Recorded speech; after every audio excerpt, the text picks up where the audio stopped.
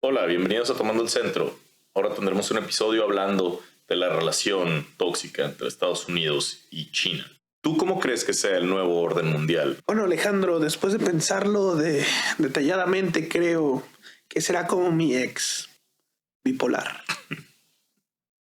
Soy Rogelio Castañeda. Y yo, Alejandro Jaques. Esto es la mayor amenaza para la democracia en el mundo. Creo que para la mayoría del mundo, un mundo dirigido por China va a ser mucho más ojete. ¿Qué evitaba la invasión de China a Taiwán? Tú ves una China inflada que podría desinflarse y caer. Bienvenidos. Pues ahora que pasó que afortunadamente ya pasó el ejercicio militar improvisado por parte de China. No fue nada improvisado. Operación especial pataletas, porque no me gusta que Estados Unidos visite una isla. Después de esta pataleta de millones de dólares, China dice, me retiro, pero no me voy. Yo sigo observando. Sé que parece que estoy dormido, pero te estoy viendo. Nos van a cancelar por ese acento. Gracias a esto hay muchas conversaciones, me ha topado muchos posts de personas preguntando qué va a pasar ahora que Estados Unidos está entrando a recesión y que están sufriendo de inflaciones y crisis políticas. Esto significa que ahora China va a pasar a volverse el gran superpoder mundial, o vamos a regresar a una bipolaridad, socialistas o comunistas y capitalistas como durante la Guerra Fría, o qué es lo que va a suceder. Sí, es muy común ahorita, sobre todo por los cambios políticos que se acercan, sobre todo aquí en Occidente por el tema de las elecciones. Muchas veces se genera este tipo de especulación con la democracia. Pues sería bueno hablar desde un poquito de perspectiva de antes, de cómo llegamos hasta el orden mundial actual y cómo podría ser el nuevo, ¿no? Para entender el futuro y el presente, pues hay que dar una pequeña mirada al pasado. Que contextualizar el pasado, estoy de acuerdo. Algo que es más importante y un análisis de política internacional extremadamente resumido. Antes de la Primera Guerra Mundial, el mundo estaba dividido en superpoderes con zonas de influencia. Entonces tienes que Rusia era un superpoder con su zona de influencia, tienes que Gran Bretaña era el superpoder más grande, pero no era el único. Esa es como la diferencia que vemos contra Estados Unidos moderno. Inglaterra era el mayor poder mundial, pero aún él tenía restricciones con otros superpoderes, otros grandes poderes. Francia se la hacía de pedo, por ejemplo. Francia competía con Francia, competía con lo que ahora nosotros conocemos como Alemania, pero en ese tiempo era Austria-Hungría. Oye, incluso España tenía relevancia. Menor, sí, pero la perdió en su guerra civil, pero sí tenía su relevancia, pero era la política de grandes poderes. Y es el tiempo de Bismarck, de las grandes convenciones, donde para poder hacer algo tienen que todos ponerse de acuerdo. Entonces, si alguien quiere hacer algo en África, tienen que estar de acuerdo todos los demás grandes poderes de África para que se pueda llevarse a cabo. Entonces hay estas ligas o grandes alianzas de varios países que son las que dominan la política. Entonces esta alianza es las que terminan llevándonos a la Primera Guerra Mundial. Después de la Primera Guerra Mundial, los países salen un poco más aislacionistas, pero todavía existen estos grandes poderes. Y digámoslo tal cual, un poco jodidos, más unos que otros. Unos más que otros, sin embargo, toman esto más que como un fin a la guerra, lo toman como un cese al fuego para retomar esta misma pugna de poder entre grandes países y terminarla en la Segunda Guerra Mundial. Después de la Segunda Guerra Mundial, termina demasiado fregado Europa para poder seguir siendo esta cuna de grandes poderes. Como se da en la reconstrucción a Estados Unidos y a la Unión Soviética tomando como área de influencia todos los países socialistas, Estados Unidos, los países capitalistas, el mundo entra en esta bipolaridad de dos grandes superpoderes y ahí inicia la Guerra Fría, en donde está la Unión Soviética como líder de todas las, les decían, economías del segundo mundo, porque segundo mundo significaba socialista o de izquierda. Y el primer mundo era el Estados Unidos y su área de influencia, que era el mundo capitalista. El tercer mundo, que nosotros lo tomamos como los pobres, pero eran en realidad todos los que no estaban fijos con uno o con otro y eran los lugares por los que se estaban peleando. Entonces los Vietnams, los Coreas, México, Latinoamérica, etcétera. Eran los lugares donde se estaban peleando la influencia de Estados Unidos y la Unión Soviética. Esto se acaba con la caída del muro de Berlín y la caída de la Unión Soviética, donde ya se muere uno de los dos superpoderes y queda el mundo con un solo superpoder. Hasta la caída de la Unión Soviética, donde el mundo pierde esta bipolaridad y se vuelve unipolar, ahí existe solo un gran superpoder, Estados Unidos. Mr. Gorbachev, tear down this wall.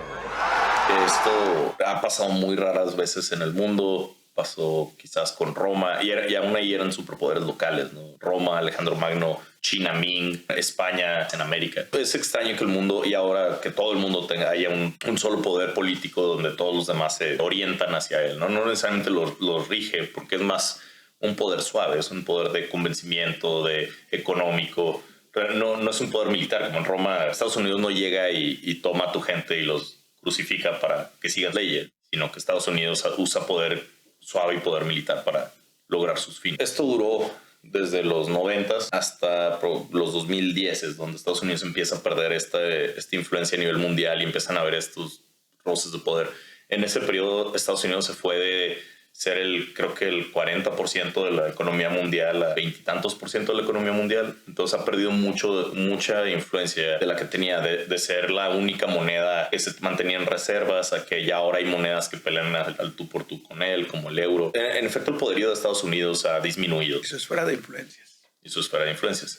Por otro lado, el poderío de China se ha incrementado muchísimo. Exponencialmente. Y un jugador que mucha gente creo que no lo ve es la Unión Europea, ahora revitalizada, representa un serio bloque de poder a nivel mundial, donde controlan un gran porcentaje de la PIB mundial y de la economía mundial. Entonces yo veo esos tres grandes poderes actualmente. ¿Es tu lectura? Ese es el inicio de mi lectura. Cada uno tiene, digamos, son los tres poderes más grandes. Creo que Estados Unidos sigue siendo el poder más grande. Ahorita nomás lo estoy contextualizando. Creo que no estamos para un mundo multipolar aún. Y nos falta mucho, porque de esos tres los que veo, el poder que veo más estable y más robusto sigue siendo Estados Unidos, pero bastante. ¿Tienes alguna nota en mi contextualización? Yo creo que Europa ahorita está más preocupada por apagar sus incendios locales que por intentar ser un poder. Yo creo que ahorita están más siguiendo el liderazgo de Estados Unidos. Yo creo que mucha gente le pone mucha atención a Estados Unidos y no ve lo que ha estado haciendo. Francia lleva 100 años involucrándose en África y Asia. Alemania, a pesar de que ha reducido mucho su influencia, sigue haciendo préstamos importantes de dinero a países de Europa del Este que no están necesariamente dentro de la Unión Europea, pero está manteniendo su área de influencia y poder económico con ellos. Italia tiene sus ideas locochonas de control. Grecia está peleando por Chipre. Hay muchos deseos de ser una influencia de países europeos, de tener más, de expandir su área de influencia que normalmente no vemos y no estamos enterados. No le ponemos atención a Europa por todo el desastre que Estados Unidos se está involucrado en tantos lugares que no vemos los lugares más limitados, pero donde sí tiene involucramiento Europa. Sé que Europa tiene sus propios temas. España está peleado con... Creo que tiene una alianza secreta ahí con Marruecos. No, pero había uno con el que se está peleando ahorita, que la Unión Europea se está poniendo al lado de España. No es con Marruecos, ¿no? No me acuerdo. Pero Marruecos, para mí, Marruecos es como nosotros de Estados Unidos. De tenerles a los guatemaltecos y a hondureños y a salvadoreños. Pero en su caso africanos. Pero en su caso es africanos de Sub-Sahara. Sí, sé que, o sea, no estoy negando que cada país tenga sus intereses y que cada uno esté haciendo lo suyo, pero ahorita creo que Europa no veo un liderazgo mundial, una agenda mundial para Europa. Y de hecho es lo que comentaba en los episodios de hace unos meses. Yo creo que ahorita Europa va a empezar a experimentar unos cambios muy raros, donde por un lado, por ejemplo, en Inglaterra estamos viendo que hay fuertes movimientos de queremos regresar a la Unión Europea, fuertes movimientos de fortalecer y robustecer eso, pero si te vas más al este también está ese rompimiento político, donde las encuestas indican que, por ejemplo, en Alemania, si hoy fueran las elecciones, la mayoría de Alemania no votaría por el presidente actual. Está habiendo esos cambios políticos donde me es difícil pensar en un liderazgo cuando todavía ellos no han decidido cómo va a ser su organización política. Creo que parte de nuestra confusión es, yo no estoy hablando de la Unión Europea unida como un frente, yo estoy hablando como los países integrantes en la Unión Europea tienen acceso. Entonces Francia tiene sus intereses de influencia en ciertos países de África y los está haciendo. Alemania tiene también sus propios intereses. Gran Bretaña tiene sus propios intereses separados aún de la Unión Europea. Me refiero más bien a la zona y a que son los únicos que tienen poderío económico y militar para influenciar a otros países. También está el sector OPEC, ¿no? Ese es el tercer, nomás que han recibido golpes muy, muy fuertes. Pero un tiempo los países árabes iban a volverse un jugador y se volvieron un jugador internacional, nomás que sus ideas de crear organismos terroristas para pelear sus batallas proxy no jaló y terminó regresando para atacar, para morderlos, ¿no? Todos los Al-Qaedas, Hezbollah y Hamas terminaron matando más musulmanes de su propia secta que de otros. Son los que tenían y tienen todavía los recursos para hacer influencia internacional. Donde países como Latinoamérica no tienen ahorita el poderío de influenciar fuera de sus propios países. A eso me refería. Okay. Más que tengan una agenda actual jalando, sino que son los únicos que tienen acceso a poder, que pueden hacerlo si lo decidieran mañana. Si mañana decidieran hacerlo, tienen los recursos y el ejército para hacerlo. Ok, de posibilidad, sí, lo veo. Pero de deseos, no veo ahorita un deseo de llevar la agenda. Pero esto cambia de año a año. Digo, ahorita el real y el recurso, el potencial no cambia. El potencial es muy difícil que mañana un gobierno vaya a cambiar para volver a México una potencia mundial. Yo solo voy a prestar atención a dos jugadores que me parecen muy interesantes porque se han rearmado últimamente. Alemania es el más obvio. Pero Japón, yo creo que no deberíamos perderle la vista a Japón. Fíjate que Japón se me hace Pero sí tienes razón. Japón no lo había considerado por lo mismo, pero tienes razón. Si alguien tiene recursos para hacerlo, le falta el ejército. Hay que ver qué tan serio va a ser ese rearme. Ahorita, a pesar de que se ha rearmado mucho, todavía no tiene para revivir el poderío imperial que tenía en la Segunda Guerra Mundial. Definitivamente está mucho más rearmado que antes. Hay que ver qué tan serio se van a tomar el influenciar políticamente a otros países. ¿Tú no ves esa polaridad de Estados Unidos-China? ¿Tú ves un tercer jugador que sería la esfera de Europa? Yo veo como, digamos, hay jugadores de primer nivel que veo Estados Unidos solo. Yo lo sigo viendo sin nadie que esté en el nivel de Estados Unidos. China para ti no es todavía. No es todavía. Hay un segundo nivel. En ese segundo nivel pondría a China y pondría a la Unión Europea y podría poner a Japón como potencial, que es el que menos está interesado, ¿no? Y un tercer nivel donde pondría a la unión de OPEC, de los países productores de petróleo. ¿Qué le falta a China en tu criterio para ser de primero? Le faltan dos cosas. Le falta poderío militar y le falta estabilidad interna. Estabilidad interna. Sí.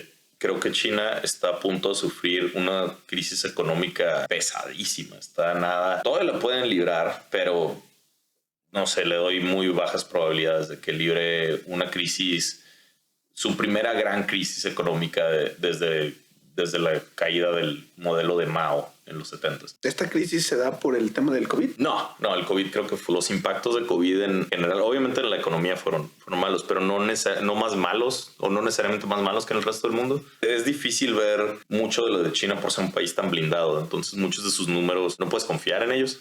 O sea, no son el 100% de la verdad, digamos. Creo que el impacto más bien viene de haber mantenido su moneda artificialmente a un nivel tan bajo por tantos años. Eso tiene un costo fuerte. En México lo aprendimos. ¿Qué pasó cuando intentamos mantener el peso a fuerzas? De la época de Salinas. No, hablo de la época de Díaz Ordaz. Casi todos nos acordamos de la devaluación de Salinas, donde se fue 3 nuevos pesos a 10 nuevos pesos. Fue 300% la devaluación. Que no fue con Salinas, fue con Zedillo. Mucho me también olvida esto. Se le llama el error de diciembre porque le pasó durante la administración de Zedillo. Y fue por mantener la moneda artificialmente alta. Nosotros al revés de lo que estaba intentando hacer China. No hay secreto que dure toda la vida, ¿no? Sin embargo, eso mismo se intentó hacer con Díaz Ordaz y fue donde tuvimos la devaluación. Los efectos empezaron con Díaz Ordaz, pero las consecuencias se sintieron hasta Echeverría, Portillo y de la Madrid. Fue que llevaron al peso de entre 13 o 16 pesos por dólar. Se fue hasta 3,000 pesos por dólar. Eso fue muchísimo mayor. Está hablando de miles de % de diferencia contra cientos de %. En ese periodo fue cuando el peso se fue de que un peso valiera un peso, que se fuera 1,000 pesos. Fue hiperinflación, estancamiento,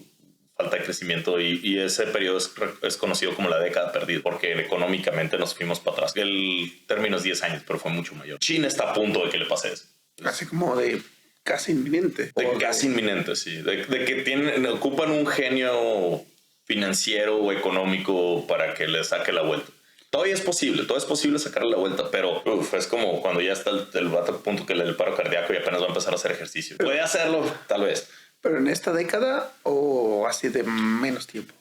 Digo, porque hablamos a veces así como de cerca. Estoy hablando entre, no sé, si pasan 6 años se me hacen muchos. Lo menciono porque a veces hablamos de los países como si los quisiéramos medir como en edad humana, pero para un país 50 años a lo mejor no es mucho. Exacto. Sí, no estoy hablando 50 años, estoy hablando en podría pasar el próximo año o podría pasar hoy en este año. No creo que va a pasar el año que sigue o el 3 o 2024, pero a la vuelta por esos años yo creo que ya le dieron la vuelta. Ok. Pero está a nada, puede explotar mañana. De hecho, está explotando ya ahora porque están empezando no sé si viste que hubo manifestaciones enormes y Xi Jinping tuvo que mandar a tanques y al ejército a obligar a la gente a pagar porque la gente ya no quería pagar hipotecas. Y están a punto de quebrar los bancos chinos, que están a nada de necesitar un FOBAPROA enorme y un FOBAPROA a nivel China, pues que donde ellos no tienen fácil acceso a los fondos del Fondo Monetario Internacional como nosotros sí teníamos. La crisis económica que viene para China está tremenda. Aunado a esto viene una crisis inmobiliaria enorme. Estás hablando de que las empresas que controlan el 90% de las hipotecas y de las construcciones en China están básicamente quebradas. Entonces vas a por un rescate a las inmobiliarias, un rescate financiero y de una posible cambio tremendo a tu moneda donde el Banco Central está teniendo que empaletar billetes para no sacarlos a circular. ¿A qué le atribuyes tú eso? Son varias cosas, son muchas variables y también por eso es tan difícil porque no es una sola cosa que si arreglas ya se salvaron. Pues tienes que arreglar como entre 5 y 10 cosas independientes. Una de ellas es la corrupción. Es muy difícil arreglar la corrupción. Por ejemplo, en uno de los casos, y esto es una anécdota, no significa que este es el único problema que tienen, pero uno de los problemas fue que su principal empresa de desarrollo lo que hacía, y esto lo saben muchas constructoras, vendo todos mis departamentos de este edificio que acabo de construir. Todavía no lo acabo de construir. Con lo que me pagan de esto, yo empiezo a construir un nuevo edificio antes de terminar que ya lo tengo todo vendido. Y con lo que me pagan del nuevo, acabo el anterior. Entonces nosotros decimos gientear el dinero, pero estos vatos lo hicieron a tal nivel que ahora tienen varios edificios completamente vendidos donde gente está pagando su hipoteca y no tiene casa y no sabe para cuándo va a tener casa porque llevan 10 años construyendo el edificio y no lo han podido acabar y no lo van a acabar porque ya no dejaron de construir hace 5 años. Sin embargo, la gente sigue teniendo que pagar su hipoteca sin tener dónde vivir. Y es lo que la gente dijo, ya no voy a pagar. Pues, ¿por qué voy a pagar si no estoy recibiendo una casa y si no sé cuándo la voy a recibir?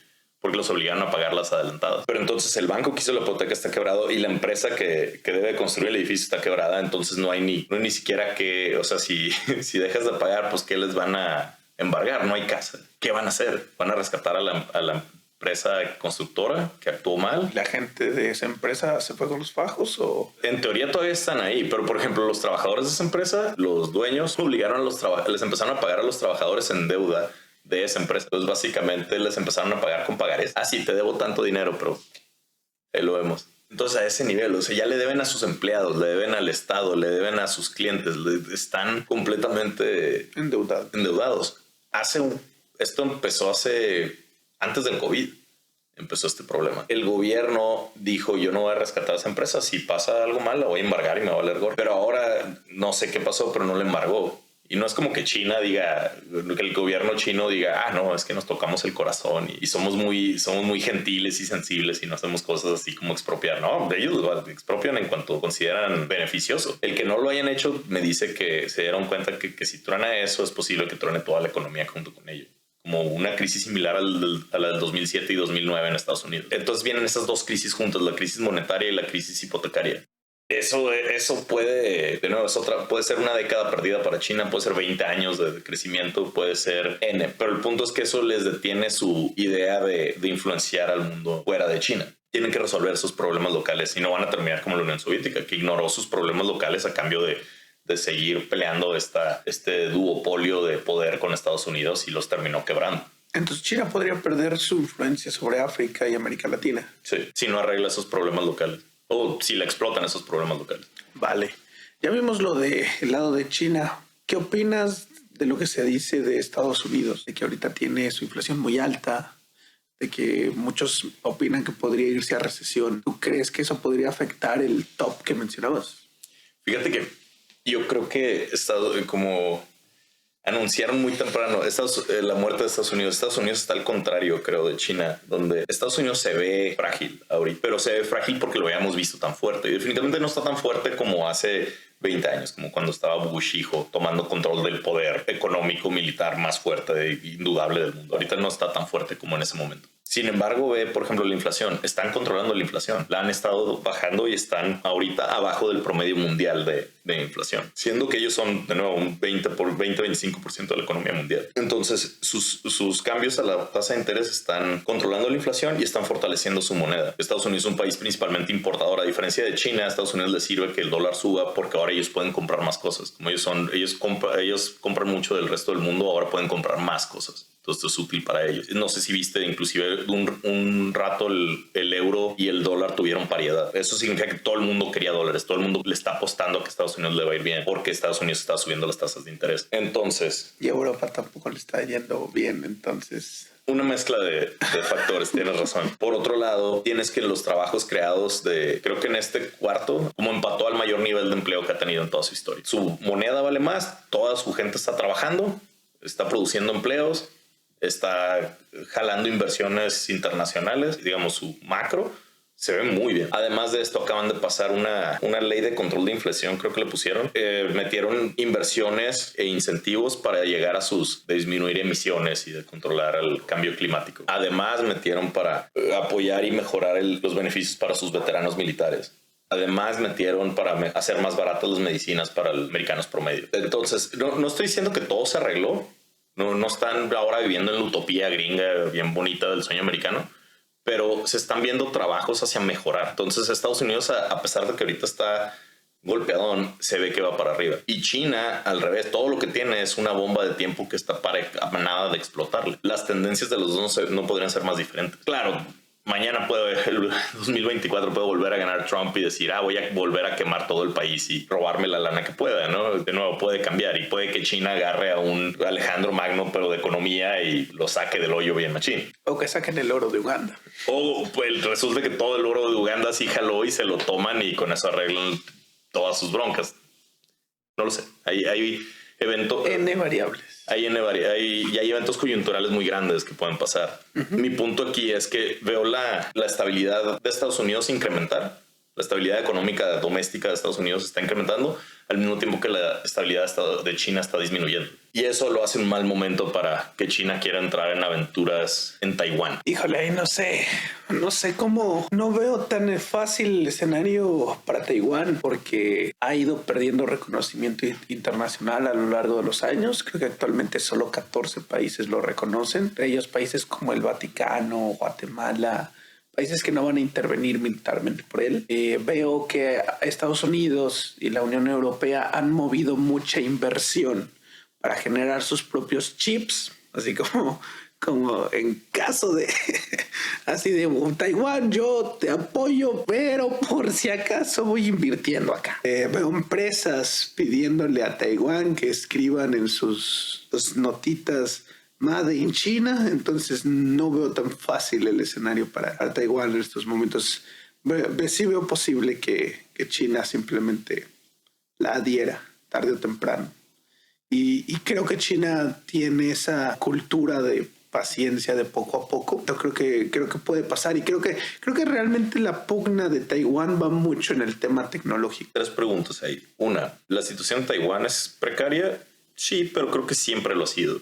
De hecho, creo que ahorita es lo menos precaria que ha estado, excepto potencialmente cuando Mao se murió y China estaba a nada de quebrar y irse por el camino de la Unión Soviética, sino es porque tuvieron este excelente político y que básicamente rescató a China de la inmundicia. ¿Cómo se llamaba? Voy a destrozarse mi pronunciación de chino es horrible, disculpas premeditadas. Pero creo que era como Deng Xiaoping. Entonces, él era el poder detrás del poder de 4 o 5 secretarios generales que aplicaron su visión económica y que él dijo, creo que dijeron algo como, vamos a ser socialmente comunistas, pero económicamente vamos a ser capitalistas. Porque Marx estaba mal, simplemente estaba mal y Mao estaba mal. Lo que funciona, funciona. Y lo que funciona es el mercado. Entonces, eso es lo que mete a China de los 80s para acá y le da el poderío económico que actualmente tiene. Él empezó con estos crecimientos del 16% anual, 12% anual, el milagro chino, ¿no? Entonces, fuera de ese periodo, creo que ahorita Taiwán está tan seguro como ha estado. Creo que lo más peligroso para Taiwán fue cuando recién se fueron a esa islita todos los rebeldes capitalistas que no querían estar en el sistema de Mao. El otro que iba, mencionaste que 14 países son los que reconocen a Taiwán. Pero como país. ¿quiénes lo reconocían y ahora no lo reconocen? Porque según yo siempre han sido 14. Siempre han sido bien poquitos, casi nadie lo reconoce. Inclusive Estados Unidos no lo reconoce. Tengo entendido que incluso va más por un tema de mantener relaciones comerciales con Taiwán. Creo que Taiwán es como el único no país o país no reconocido por Estados Unidos que tiene embajador y embajada como parte de su política de una política de una sola China. Entonces, no estoy diciendo que no es una situación precaria, pero estoy diciendo que es igual de precaria que siempre ha pasado. No he escuchado de países que le retiraran su reconocimiento a Taiwán. Ahorita no. Ajá. No. Entonces estamos de acuerdo que no le retiraron su reconocimiento, simplemente nunca se lo han dado y siguen sin dárselo. ¿Estamos de acuerdo? Desde la unión de Estados Unidos con China, sí. Cuando empezaron a hacer comercio. La época de Nixon. En los 70s. Estás diciendo que en los 70s había más países. Porque esto no lo sé. Igual estoy mal yo. Tengo entendido que Taiwán tenía un convenio de defensa en caso de ser invadido. Por ejemplo, grandes potencias como Inglaterra podían intervenir militarmente. Y ese tratado creo que llegó a su fin a principios del 2000. Creo que estás confundiendo con Hong Kong. Hong Kong. Taiwán no tenía un convenio de ese estilo. ¿Qué evitaba la invasión de China a Taiwán? ¿Qué evita la invasión de China y Taiwán? Por ejemplo, Estados Unidos acaba de decir, el presidente Biden dijo que si invadían Taiwán, Estados Unidos iba a atacar a China, iba a reaccionar militarmente para evitar la anexación de Taiwán. Eso es ahorita, pero ¿qué evitó antes? Eso, pues los americanos decían que no iban a dejar que hubiera una anexación militar, que aceptarían una anexación política, pero no militar. Esa ha sido la postura. Digo, han cambiado detalles, pero la postura en general se ha mantenido. Inclusive Nixon no hubiera aceptado una invasión militar a Taiwán. Este es diferente, por ejemplo, Hong Kong. Y ahí sí hubo un tratado que en los 2000 se acabó, pero no era para proteger a Hong Kong, era porque Hong Kong la tomó como colonia Inglaterra. Entonces Hong Kong era de Inglaterra y tenía como una renta de 100 años. No digo renta, ¿no? En realidad no le costaba nada a Gran Bretaña, pero fue básicamente una conquista de Gran Bretaña. Por eso la defendía Gran Bretaña. Y no la defendían todos los países, nada más Gran Bretaña, porque era de Gran Bretaña. Por eso tenían los bancos ingleses, por eso enseñaban inglés en las escuelas. La idea de tenerla ahí era para tener bases militares para obligar a China que le pagara los daños por la guerra de opio que hizo en contra de ella. Eso es muy diferente a Taiwán, donde básicamente es un país independiente que no recibe mucho reconocimiento a nivel internacional, que nunca lo ha recibido. Y el único defensor que tiene es el poderío militar americano, que estaba muy paranoico después de la Segunda Guerra Mundial sobre los socialistas. Entonces estoy peleando contra socialistas en todos lados, ¿no? Estaba peleando contra socialistas en Vietnam, estaba peleando contra socialistas en Chile, toda Latinoamérica, en el este de Europa, Estados Unidos. Veía la guerra contra el comunismo como una guerra mundial. Entonces todos los países que estaban como hasta coqueteando con el socialismo o el comunismo, Estados Unidos estaba ahí intentando convencerlos o involucrado. Lo dices como si fuera el pasado. Yo creo que Estados Unidos medio siempre busca un enemigo. Pero eso ya es un análisis personal. Creo que particularmente Latinoamérica tiene esa lectura, creo que es equivocada. Pero ¿no crees que Estados Unidos, como todos los países, como muchos países y como la mayoría de las potencias, tiene momentos de aislacionismo y momentos de intervencionismo, y momentos de aislacionismo y momentos de intervencionismo? Claro, pero no tenemos el ejército que ellos tienen ni el presupuesto militar que ellos tienen. Y no es como que nosotros lo digamos, ellos mismos lo dicen. Pero a cada rato dicen, esto es la mayor amenaza para la democracia en el mundo. Hoy es China, ayer fue... Pero esos son los últimos 70 años de Estados Unidos, ¿no? Como dices, los países tienen, digamos, estamos hablando de momentos. ¿No? Estamos hablando de cuando peleaba contra los comunistas, que fueron los años 70. No, estoy de acuerdo que ese es esa dinámica de estoy peleando contra... Pero ahí no estaban peleando. Por ejemplo, ahora en el periodo de superpoderío de Estados Unidos, ahí fue donde empezó lo de que vamos a defender la democracia, y eso es lo que le interesaba. Antes de eso, voy a defender el capitalismo. Y esos objetivos sí marcan diferentes políticas de intervención, ambas intervencionistas, pero inclusive ahorita creo que Estados Unidos está en un periodo aislacionista donde no quiere intervenir. No lo sé, que hace poco habían dicho que China era la mayor amenaza para Estados Unidos. No me ayuda a validar ese punto. Ahora, sí puedo ceder el que Estados Unidos tiende a hacer retórica muy potente, que a veces hasta les sale mal porque terminan diciendo esto. Uno de los riesgos a la paz mundial es MSB, que es el nuevo rey de Arabia Saudita, está haciendo un desastre. O Maduro es un riesgo a Latinoamérica. Y luego unas semanas después ahí están teniendo tratos con ellos. Ándale, véndeme petróleo, yo quiero ser tu amigo. Acabas de decir que soy una basura, que soy un monstruo. Tú échate, ahorita me retracto, no hay bronca. Pero sí tiene algo de eso Estados Unidos. Estoy contigo que usan retórica muy fuerte. Entonces, para aclarar respecto al tema principal, tú ves una China inflada que podría desinflarse y caer. Sí, en cualquier momento, en el muy corto plazo. Estamos hablando de que puede ser el próximo año. Sí. O en un plazo de esta década, más o menos. Pero muy probablemente en un año. Sí. Creo que está más cercana de un año que de una década. No, creo que si ya libra la década, ya la libro. A menos que pase algo. Sí. Ok. Digo, todavía pueden dar el volantazo, pero lo veo improbable. Digamos, le daría un 10% de probabilidad de que eviten esta crisis. Y en ese 10 puede pasar algo inesperado, como lo que pasó en Uganda, que nadie se lo esperaba. Exacto. Ese tipo de cosas. Sí. Ok. Y de Estados Unidos, tú ves lo contrario. Tú ves que parece débil, pero en realidad está fortalecido. Se está fortaleciendo, ¿no? Va para arriba. Se va para arriba, exacto. O sea, está como saliendo de la enfermedad ahorita. Digamos, todavía no llega al 100, pero ya recuperó movimiento de los brazos, ya está empezando a hacer ejercicio otra vez, ya se puso en forma, la dieta va bien. O sea, está trabajando hacia... Le quería dar un infarto, pero... Dejó las papitas, dejó de pistear. Así veo a Estados Unidos. Y ya China lo veo como, oye, tienes que poner dieta. Y el otro, no, si dejo de fumar me va a alcanzar la malilla. Entonces, esas son como las dos lecturas que tengo. Ok. Yo honestamente espero que Estados Unidos no caiga en recesión, y si cae, que se reactive rápido. Porque nos guste o no nos guste, México depende mucho de Estados Unidos. ¿Sabes cuánto dependen nuestras exportaciones de Estados Unidos? Al menos sé que 5 de nuestras 6 principales fuentes de ingresos son de Estados Unidos. Sí. En exportaciones el último año creo que el 80%, 75% de nuestras exportaciones fueron a Estados Unidos. Yo creo que Estados Unidos, yo sí creo que es posible, muy posible que China y Estados Unidos ya estén sentando las bases de la bipolaridad de la que estábamos hablando. No sé si se van a quedar todo el tiempo ahí. Creo que Estados Unidos poco a poco puede ir pasando a tomar un papel como Inglaterra. Sigo siendo importante, pero eventualmente va a resurgir otros posibles jugadores. Entre ellos creo que podría venir Japón, creo que podría venir Alemania. Creo que Francia está en buen camino, sobre todo si logran hacer la política de Trudeau de la energía nuclear. Creo que Francia puede ser un referente muy importante si logran consolidarlo. Creo que quisiste decir Macron. Macron. Ajá. Francia. El Trudeau es Canadá. Está bien. Perdón. Los dos son afrancesados. Lo único que sería de acuerdo es con lo de Alemania y que Estados Unidos perderá.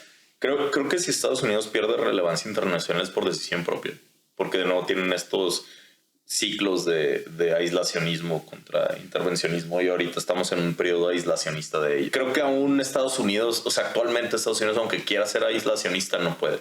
Entonces es como el gigante, aunque no quiera meterse con mover su brazo, hace un desmadre. Pero creo que es un buen final. Fueron interesantes posturas. Me gustaría tener un episodio entero sobre las concepciones que yo veo erróneas que tenemos en Latinoamérica con Estados Unidos. Sería interesante, pero habría que traer a alguien específico porque